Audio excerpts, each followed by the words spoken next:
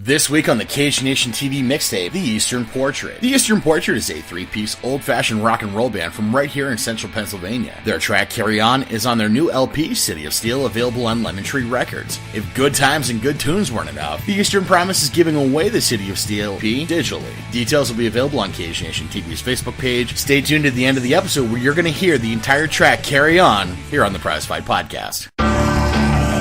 Let's go!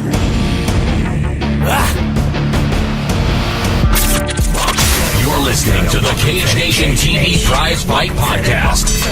Coming to you from the Candid Cameron Studios in State College, Pennsylvania. Here's your host, Albert Cameron. Thank you for joining us this week on the Prizefight podcast. I'm your host, Albert Cameron, and that was The Eastern Portrait with their track, Carry On. Make sure you tune in to the end of the episode where you're going to hear that track in its entirety. Again, thank you very much to The Eastern Portrait and their record label, Lemon Tree Records. You guys are awesome, and thank you for participating in the Cage Nation TV mixtape. To start the episode off, we want to send our most sincere sympathies to referee extraordinaire Bill Bookwalter. His father has passed away, and we're very sorry to hear that. It's never easy to lose a loved one, and we are offering our support and sincere feelings and feeling to Bill Bookwalter and the Bookwalter family. Also, in personal news, Paul P. McAleer and his significant other Chelsea have welcomed Preslin Novell McAleer into the world. Congratulations, guys. May your baby grow up to be healthy and happy all the years of her life. And thank you for being friends with us to share that news with her. That is immense, and we're very happy to spread that news along. Last weekend was an incredibly weird weekend for mixed martial arts. Of course, Ken Shamrock got kicked in the pills pretty good. Dada 5000 ended up in the hospital. UFC Fight Night, Donald Cerrone triangle choked his opponent, Cowboy Oliveira. It was just really weird. Just really, really weird. Ken Shamrock did file a formal complaint with the Texas Department of Licensing because that foul was missed and he feel like he would have won. I can't say there's any real great shame in losing to Royce Gracie, but by technical knockout, well, that just came really out of left field. If you're going to lose to Royce Gracie, you would expect it would be by some sort of submission, not getting drilled in the pills and then getting a TKO loss. Now, one of the things that came out of that weekend was the UFC in Pittsburgh, and I'm not calling anybody out. I really do enjoy everyone who works with the UFC, anyone who does commentary. There was a lot of tweets, a lot of hubbub coming out of Stage AE and the Consol Energy Center in Pittsburgh that the Pennsylvania State Athletic Commission was really dropping the ball, that they were making things unnecessarily difficult for everybody, and I gotta disagree. I mean, I really had to disagree. I remember a time, it was February 2007, so we're in 2016 now. MMA has only been legal in the state not even 9 years, and that's not to say that the Pennsylvania State Athletic Commission can still pull our card. Like, it's within their power to do. Like, we really shouldn't poke the bear, but I've been to enough events to know. I've been to enough events. I've been around the commission enough. I've talked to Gregory Serb, executive director, enough personally to know that they don't do anything for the sake of madness. Mr. Serb, Dr. Serb, executive director Serb, doesn't do anything to keep anyone under his thumb. He's ultimately looking out to protect the fighters, the athletes, the guys who are competing. If Director Serb's asking for a pregnancy test from a female fighter before she eats, there's a damn good reason for it. The Pennsylvania State Athletic Commission doesn't want to put themselves in a spot where a woman might be pregnant, that eating before the test may give her a false positive, and a baby might die in competition. Like, that's a real reality that it could happen. There's a reason why pregnancy tests are administered before fights. I mean, there was a fight not too long ago, and the name really escapes me, but the name escapes me, but she found out she was pregnant in the middle of the fight. A fight was canceled because a woman found out she was pregnant in the middle of a fight. If medicals are meant to be done, medicals are done not because Pennsylvania is kicking back to the doctors. Medicals are done to make sure that athletes who are competing are in fit physical health. That's why they are done. Vision tests are done to make sure that you can see a fist flying at your head. Doctors are employed to make sure that the athlete is fit for competition. If a doctor slept in, that's on the doctor. And I promise you that doctor would have caught all kinds of holy hell for not showing up like that. So to put the Pennsylvania State Athletic Commission on blast, I think is incredibly unfair, especially seeing personally everything that they've done for the sport here in Pennsylvania. I'm able to go see fights in Altoona. I'm able to go see fights in Pittsburgh, Philly, Reading, Harrisburg, because the Pennsylvania State Athletic Commission has agreed to allow the fights to continue. They're going to sanction the fights, it's going to go on, but they need to have absolute control over the fights, and I get that, and that's why we need to let the Pennsylvania State Athletic Commission do their thing, because without them doing their thing, there's no fights. There's a saying here in Pennsylvania that if a fighter has irked the ire of Greg Serb that he's going to get served. I have never, ever seen anyone get served unjustly. I've seen Gregory Serb pull fights, but that's because a fighter had padded his credentials a little bit. I've seen Dr. Serb pull entire events, but that's because the promoter didn't have everything in line. And when that happens, he's making those decisions for the best of everybody. So while Brian Sand feels that the Pennsylvania State Athletic Commission is making it difficult for the UFC to come back, or the UFC is not going to want to play ball, well, as Rob Lynn, photographer extraordinaire, pointed out on Twitter, Dana White himself, Dana White, the president of the Ultimate Fighting Championship, has said himself, Pennsylvania is the best athletic commission in the country. And I'm tending to agree with Dana White. I agree with Dana on a lot of things. But the Pennsylvania State Athletic Commission is easily one of the best, most thorough. They're not swayed by pressure of any kind, whether it be from the promotion or it be from an athlete who's trying to get his medicals in line. Pennsylvania just don't play that. So if Shamrock versus Gracie had happened in the Keystone State, Greg Serb might have felt a little bit differently about it. He might hear the complaint. I've seen the Pennsylvania State Athletic Commission overturn a decision because of such circumstances. If Dada 5000 versus Kimbo Slice were to happen in the state of Pennsylvania, I really don't think Dada 5000 would have been licensed. I think the weight was too disparaging. There was too much of a difference between Kimbo's weight and Dada's weight. I don't think Dada would have passed the pre-fight medicals. I don't think he would have fought. But you know why? Because under Gregory Serb's watch, Dada would have never ended up in the hospital. And I firmly believe that. So, I'm not being a nut hugger, not being an ass kisser, but I'm saying that the Pennsylvania State Athletic Commission does things that are on purpose. I think a lot of the folks who are bringing a lot of negative shade to the Pennsylvania State Athletic Commission are doing so without cause. So, coming out of the fight this past weekend in the UFC, Conor McGregor was supposed to be challenging Rafael Dos Anjos for Dos Anjos' title, and now Dos Anjos has had to pull out because his foot is broken, and not just broken, but broken badly. There is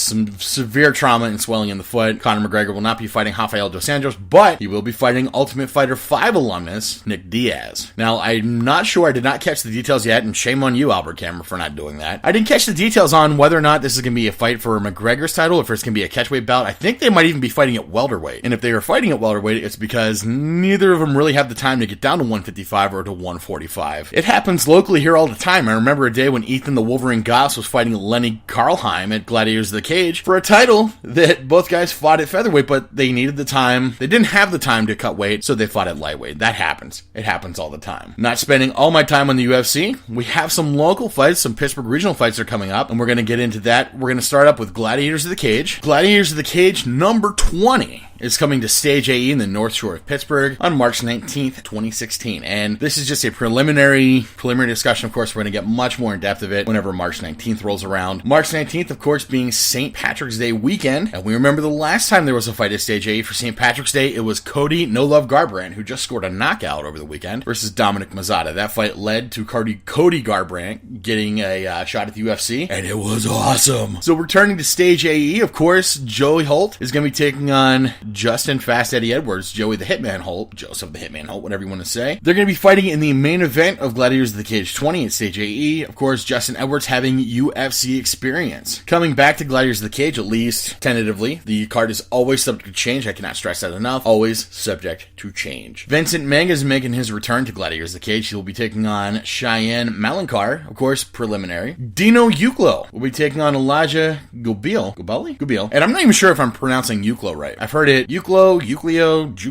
Dino and I are friends on Facebook. Please correct me, brother. Please tell me how to appropriately pronounce your name. I greatly appreciate it. Dino Uklo, though, I've seen him fight everywhere from, I believe, middleweight. I've seen him weigh in at light heavyweight. The guy is absolutely phenomenal. One, he has got these long limbs that he's able to put effective use of range to. It is incredibly hard to get inside of Dino Uklo's range, and when you do, you're not in the clear. Fighting Dino Uklo at close range is not always a good idea. Yes, he has range, but he also has some really, really solid jiu-jitsu, and once he puts that jiu-jitsu to work, well, I've seen him finish fights on the ground. Tentatively also, Ethan the Wolverine Goss making his return to Pittsburgh, looking like he's going to be taking on Carlos Yanez. Of course, I just said Ethan Goss was at one point Gladiators of the Cage lightweight champion. He fought now teammate Lenny Karlheim in Johnstown, Pennsylvania. Brandon Soku Saylor, Bellator veteran, is making a return to Gladiators of the Cage, looking to take on Corey Alexander. Fight could be anywhere from bantamweight to featherweight. Brett, what time is it? It is showtime! Brett Showtime Schoenfeld taking on Eric Attard. Could possibly be the co-main. Brett Schoenfeld has not been in the cage in a very, very long time, and he's really, really excited about making his comeback. He's been training hard. He's been training with some solid guys. And then, of course, the Hitman versus Fast Eddie in the main event. Also in March is a very busy month for local MMA. In the eastern side of the state, World Cage Fighting Championships and the Cage Fury Fighting Championships will be making events. But on our side, Pinnacle FC will be hosting an event the very next weekend at the Shriners Way in Cheswick, Pennsylvania.